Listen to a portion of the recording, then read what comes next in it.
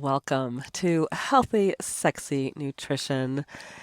This is our first bonus episode, and we are publishing it on my husband, Steve, on his birthday.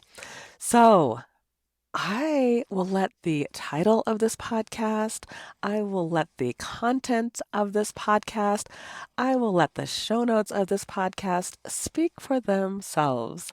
So, lean in, tune in, listen in, and please let your heart be touched by this conversation. So, wow, I have the hottest husband sitting right next to me. We are in the bed here in Belize during our anniversary week. And I originally planned to have him on this podcast to share what it is like living with a culinary nutritionist as a wife, as a partner.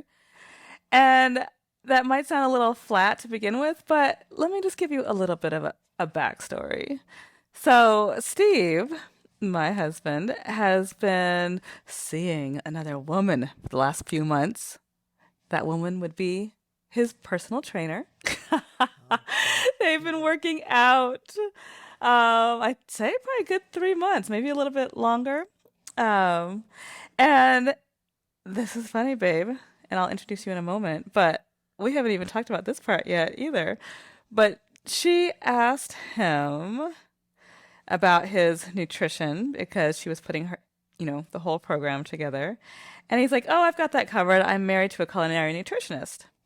And when he came home and shared that story with me, I just kind of had a blank stare like, yeah, you're married to me, but that doesn't mean you eat the way I eat. So I just wanted to dig into that, which one day we will. Today is not that day, my friend, because I'm going to try to hold it together. But my husband said that he is willing to talk about our dirty little secret.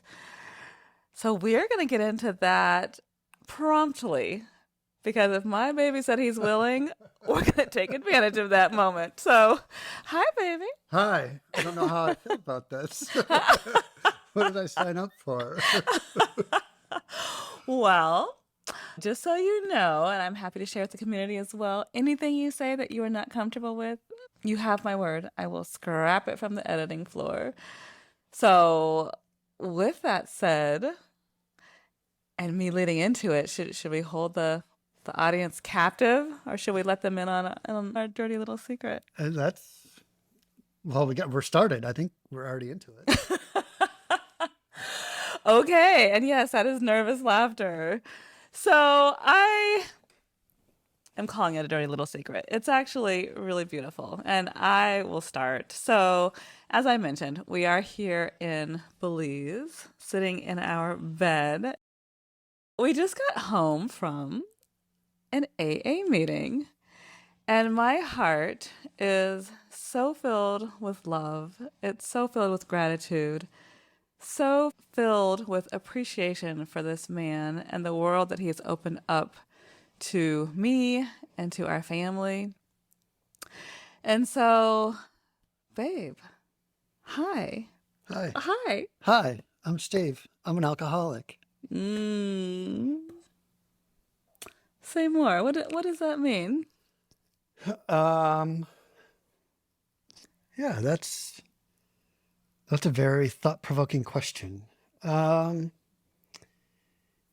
it means that my life was unmanageable, that drinking influenced and impacted a lot of aspects of my life.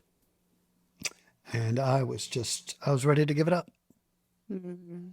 Give up the drinking, The drinking. not the life. No, I like my life. I have a great life. Mm. We have a great life. Yes, we do. So let's take our friends back a few steps. I can only share from my perspective. And as I'm learning more about you and learning about what you are willing to share with me and with our community. I'm going to follow your lead quite a bit in this conversation, but I just wanted to start off with my part. And the whole reason why I even called it a dirty little secret, which I don't love, but it was in fact a secret. The first 3 months of your choice to become sober, which, by the way, congratulations for 1 year and how many days? 6 days now? Is it 4? 1 year and four Yeah. days. I'm kissing you. Thank you. Oh my goodness. So the first 3 months of that 1 year, I had no idea. Like, I didn't know that you had decided to quit drinking. And I definitely didn't know that you had decided to start going to AA meetings. So, would you be willing to share a little bit about that? Like, specifically, what kept you from sharing that with me? Your best friend, your life partner, your wife. Yeah. No, I think kind of with the way you had said it is you can share your story and, this is my story. So, we were last year on our anniversary, we were in Playa del Carmen. Mm-hmm. And I think it was the last night we were there. We were coming home on Sunday or whatnot. It was the 17th, and we had gone out to a nice dinner. We did some dancing. There was some live music. We got some ice cream, and I don't know.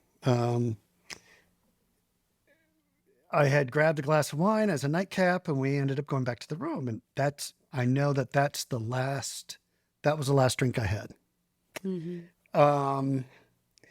And I think it was just the lack of our connection. Mm-hmm. I think we both had different, I don't want to say expectations, desires, but we were there, we were both present, but we weren't present with each other. Mm. I think you had gotten a massage on the beach, and I turned and ordered a margarita, and Sounds about right. Uh-huh. and maybe a 90-minute massage, and I probably got a second or a third margarita. But it was just that. And so I just looked at that as there's so many different variables that contributed to that. And I was trying to narrow down. I'm like, how can we connect better? How can we communicate? How can we just emotionally, physically, mentally connect? And I thought that alcohol was the biggest barrier to that. Mm. And so then I started thinking more about, well, is alcohol the biggest barrier to a lot of my goals? What role did alcohol play in other aspects of my life that impacted it, I'll say for the worse or for the better, most instances for the worse. Even my prior marriage, alcohol definitely impacted the outcome of that. And I know that early on in our dating, we talked about, you were previously married, I was previously married. What roles did we play in it? How did we overcome some of those? What role did we play and how do we, what do we want to say, assume blame, or what was our role in it? Mm-hmm. Taking ownership and accountability for it. So that's kind of where that led, was what is alcohol. So, we ended up getting home and I was like, all right, I'm just going to not drink. I think I had went 2 months and I'm like, okay, like no problem. But I was like, there's more to it. Like, I can't just stop drinking. Like, there was this void.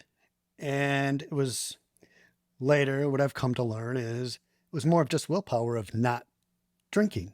Like, anybody can do anything for 30 days or 60 days. But if I was going to keep this up, if I wanted to keep this up, if this was a choice I was going to make, what direction was I going to go?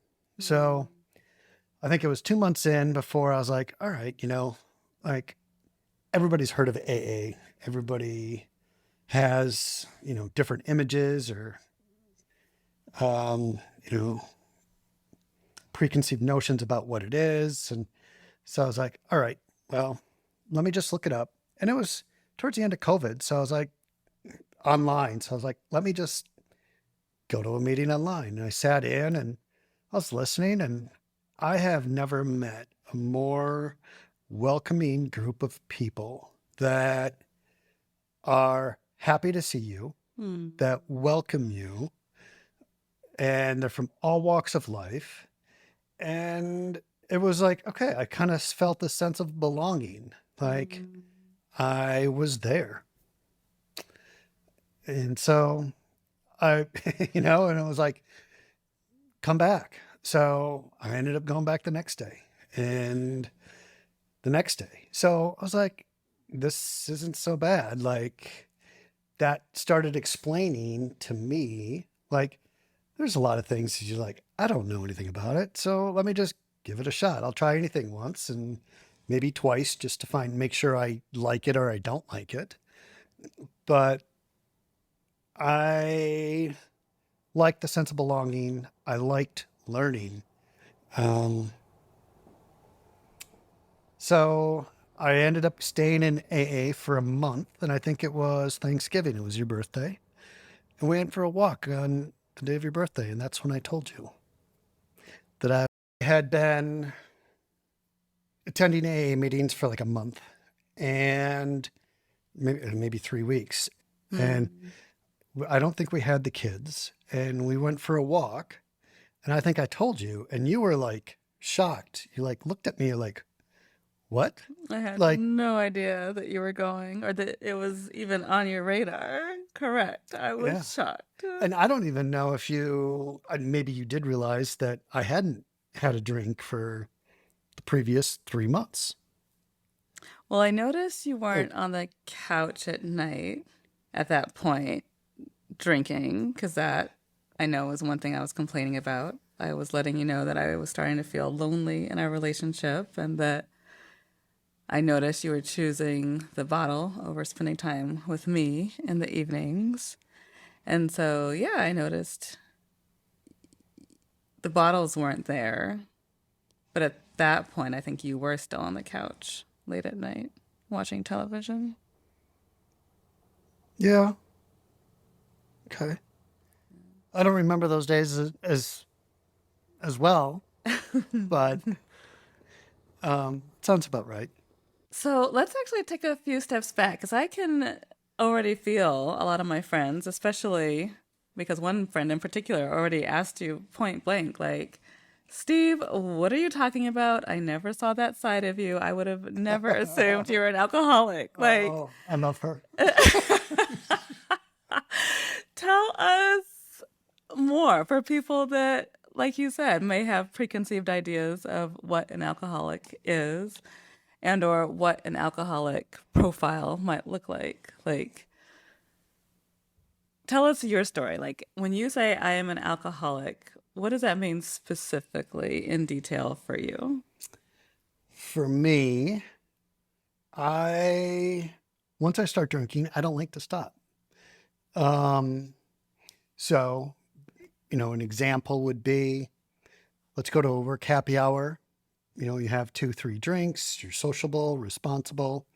You go to a dinner party, you order a bottle of wine, you share it, and everything's fine. You maintain composure, and you And when put you're on saying you're saying you. me, myself, Yes. and whether it's 2, 3 glasses of wine, and then you go home and it's like, okay, well, I've had 2 or 3. That's like the happy hour and the primer. And I would, have a few more drinks at home.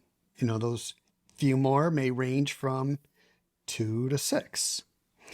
I've read some studies, or not studies, but there's some other podcasts I listened to about health, and they were talking now that the average American drinks like, you know, 10 drinks a week. Well, that could be, 5 to 10 or whatever. I would choose to have all those in one sitting Wow. because to make the most of it, like having one or two drinks never made sense to me. Mm. And so, yeah, there's the, what is the Nicolas Cage movie, Leaving Las Vegas, where I think he went there to try to drink himself to death Mm-hmm. or the fall down drunk. And, there's like that. I was highly functioning. Like, Right. Like none of our friends knew what I was seeing and more important, what you were going through. So I think that is why I keep calling it our secret because it wasn't that I was ashamed of your behavior. It was just I didn't understand it. And I knew that it was a block in our connection. yeah. And, I was a heavy drinker. Yeah. I enjoyed it. I had fun. Like, and I think certain circles that's acceptable and different cultures and environments, like that's just commonplace. Like your childhood in Wisconsin. Yes. I feel like anybody we meet from Wisconsin, it's like, yeah, that's what we do, of course. We Yeah. drink. Yeah. Yeah. But I think that's when you say it's a secret. Like I didn't, it was a secret in the sense that I liked to drink at home in private where I didn't have to socialize. I didn't have to save face per se. And I was a lot safer. I didn't have to worry about driving or, you know, just I felt safer at home. Mm. So I never, really got in trouble with the law, never got a DUI, never got in an accident, anything like that, because I like to do it at home. It's alcoholism. It's an isolating disease. Yes. So Yes. that's why it's that dirty secret, because I tried to keep it a secret. Yeah. I appreciate you sharing that. Thank you. And also to people who might judge or have this idea of what an alcoholic looks like or is, I think you've mentioned before that it's another reason why you kind of kept it to yourself because people think of like maybe displaced people or I don't know, people with mental illness or I don't know. But I think people tend to go to the far end of the spectrum to decipher what an alcoholic is because in that way they don't have to look in the mirror and look at themselves like, oh, well, maybe I too have an issue with alcohol. Maybe I too have an issue with alcohol. And that is actually one reason I was really excited you were willing to share with my community because I do think food issues can be tied into alcohol issues, which can be tied into drug issues. And like we're all in this together. Like there's no pointing the finger. There's no I'm superior because I've conquered this, issue. Like I think we all have our demons that we fight. I don't Yeah. know. Do you have an opinion about that? Yeah. We all have our demons. It could be anything. There's a whole range of things. But yeah, in certain AA kind of groups, some are kind of the purists. Drugs are a part of my story with Alcoholics Anonymous. And some people are like, oh, no, don't bring that. That's a separate issue. And I'm along the lines of, we want to help everybody, right? Like be that support, be that reason to make somebody else smile today, be that reason to give somebody hope and be supportive and encouraging. And, that's, I don't know, that's community. And that's Community and what's your accent. purpose. Yes. And Yes, yes, I yes. I am so grateful for each member I have encountered, going through in-person meetings, going through Zoom meetings, and that's been great. I mean, I have peeked into meetings on the East Coast, West Coast. There was early on, there was one that was promoted in the Ukraine that I sat in and listened to. I looked for meetings while I was in Cartagena, and you were Chris enough to come to a meeting tonight with me.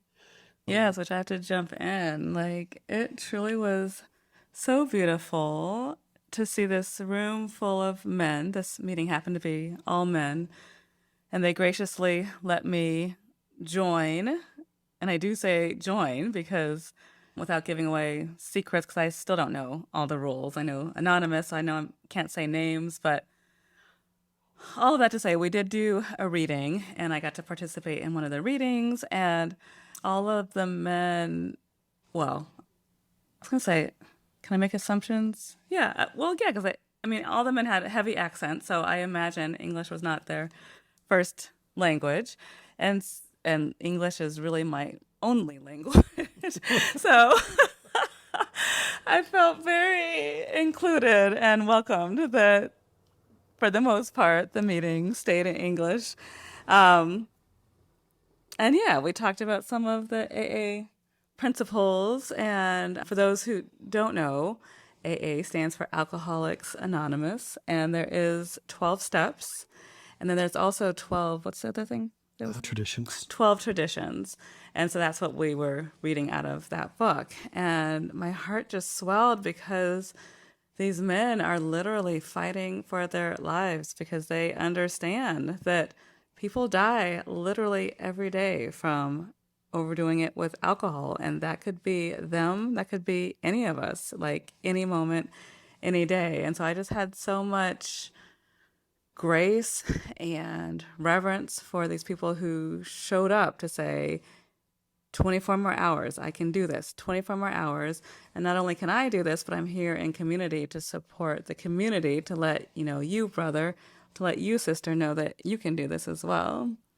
Did you have any particular takeaways from tonight's meeting? I know you've been to quite a few meetings, but how did tonight's meeting land for you? Yeah, it was good. Like, Yeah.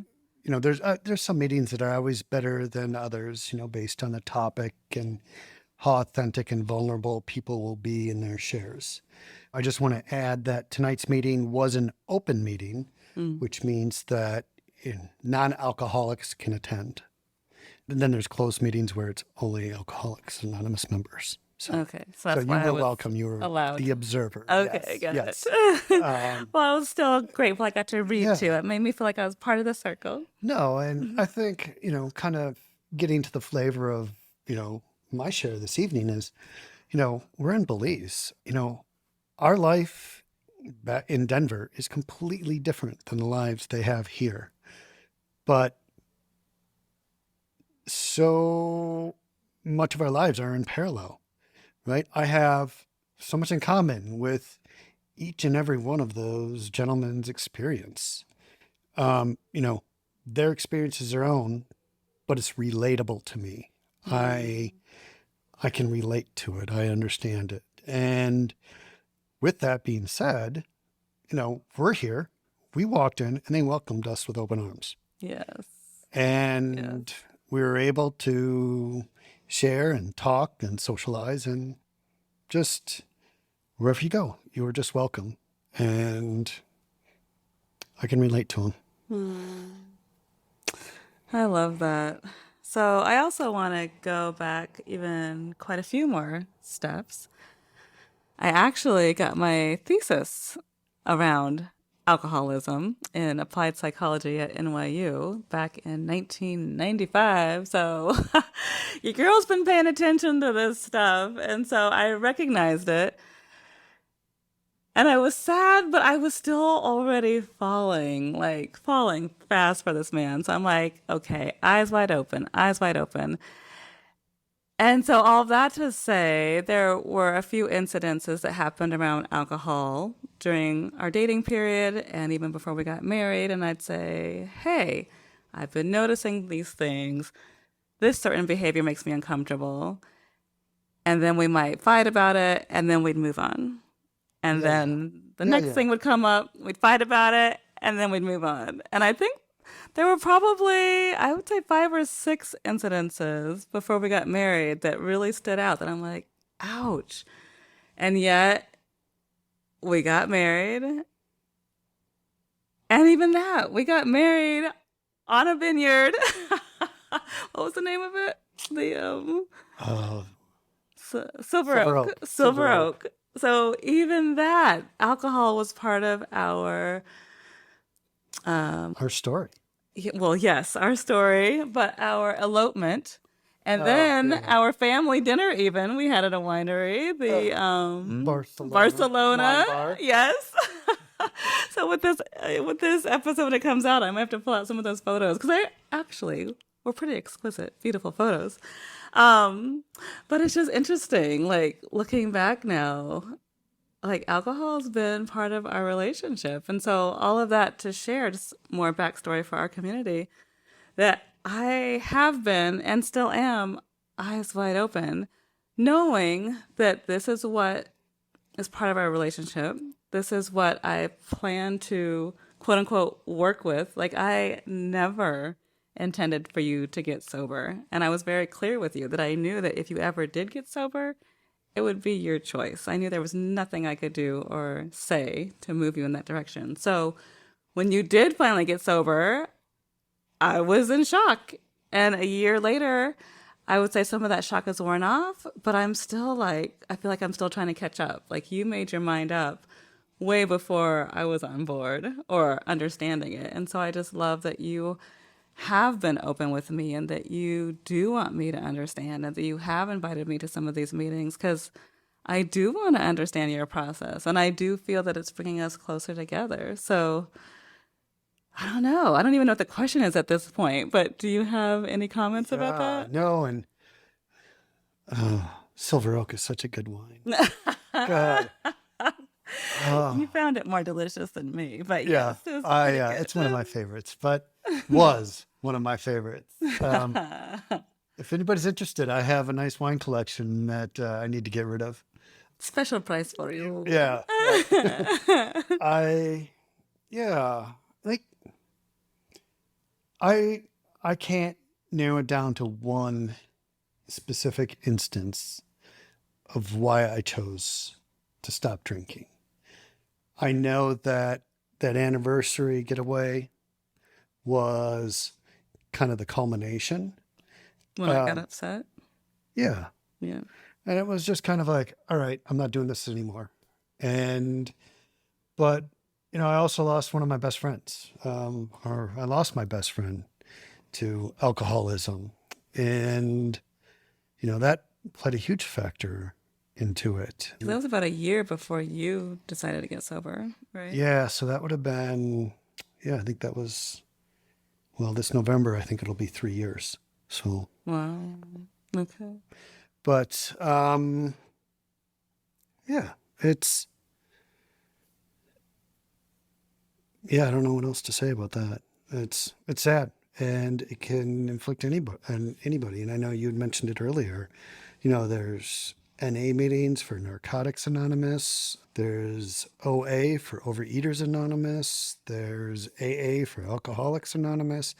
Like, I think for me, I'm speaking for myself, that, I've gone to therapists and I think a lot of people through the pandemic and a lot of people have gone to or started therapy or continued to do therapy. And for me, AA has been more impactful than any of the therapy I received. I'm not saying that the therapy I received wasn't helpful. It was. And I just think AA has been more impactful to me. Yeah. And just as a witness on the outside, I totally agree. I'm so grateful. And we were speaking earlier today just about how you being able to see your story in multiple faces, I think has been more impactful than just a therapist saying, well, maybe you should try this, or how are you feeling, or maybe you should be more mindful. I think your favorite therapist was like, practice more mindful meditations. Oh, You're like, yeah, yep, not helping. yeah. But in AA, you have a circle of people that you can actually see your story in a lot of these faces, right? Yeah, you pay for therapists and AA meetings and the friends you meet in AA. That's free. We all know how I like to be frugal, but just My no, favorite financially Costco boy. responsible. Um, but forgot where I was going with this. But How you can see yourself in the yeah, faces of others, or yeah, stories of others. yeah, just relatable. Like, it's not that one up. Like, everybody's got those friends. You go back and forth with the stories, and they progressively get almost exaggerated, like, the fishing tales or whatnot. But, all the people in AA I've been able to relate to. They're they're they're real people. Um, so Yeah. Well, one of the things you've shared with me about AA is that you are asked to be honest with yourself and to be honest with others. And I have to say, as we wind down, that commitment to honesty that you've had with yourself and that authenticity of bringing me into your circle, I think it's really deepened and enriched our relationship. I just have to say thank you. Thank you for showing up for you. Thank you for showing up for me and our relationship. Thank you for showing up for our family. like everything's improved in this last year. This is a podcast. I'm not going to I'm not going to put all our business out there. I will just say 100% of areas in our life have improved since you said yes. So thank you, my love. yeah. Well, thank you for that. And you have been so incredibly supportive, understanding, encouraging throughout this entire process. Well, except the first 3 months. But you have When I been, was in the dark. yes. All right, I'm almost Uh, over it. Not quite yet. Yes, but continue on. yes. So thank you for all of that. And yeah, whether it be my health, I think I have more focus and clarity. Um, but it's also just being brutally honest with ourselves. Like I said, it was that dirty secret. Like I knew I was going home to drink or whatever the case was, and getting to the root of the problem of why I drank.